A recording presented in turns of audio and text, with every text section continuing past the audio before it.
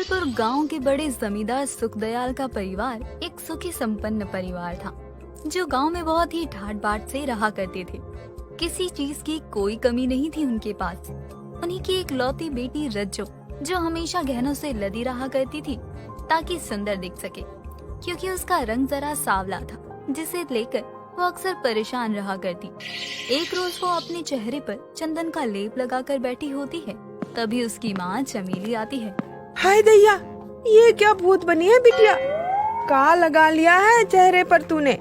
माँ, ये चंदन का लेप है। हमने सुना है इस लेप से चेहरे का रंग निखरता है। अब रंग रूप नहीं निखारेंगे तो शादी कैसे होगी?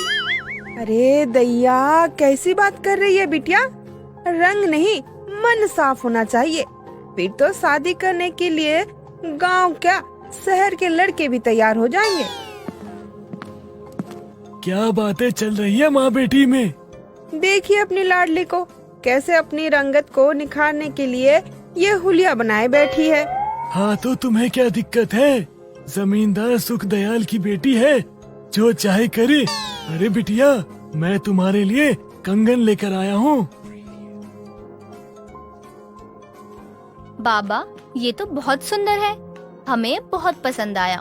तभी तो मैं ये लाया हूँ तेरे लिए। रज्जो उस कंगन को पाकर बहुत खुश थी और उसे हमेशा अपने हाथ में पहन कर रखती।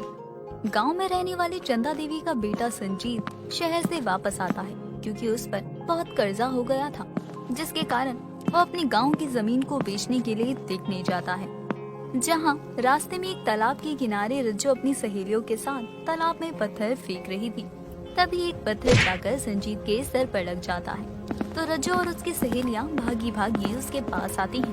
हाय राम, तुम्हारे सर से तो खून निकलने लगा। माफ करना, गलती से पत्थर तालाब में जाने की जगह तुमको लग गया। अरे तो कौन सी बड़ी बात हो गई रज्जो? चल इसे अस्पताल लेकर जाते हैं, इसके सर पे पट्टी करवा देते हैं।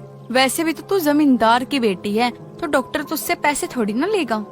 तुम गांव के जमींदार सुखदयाल की बेटी हो? हाँ, क्यों? तुम हमको जानते हो क्या? जानता तो नहीं था, लेकिन जानना चाहता हूँ। गांव के जमींदार की बेटी से अगर रिश्ता हो जाए तो एक बार में ही मेरी सारी परेशानियाँ खत्म हो जाएंगी। अरे क्या सोचने लगे तुम? वो कुछ नहीं, ठीक हूँ। आपने अपनी गलती मानी, यही बहुत बड़ी बात है। मैं चलता हूँ।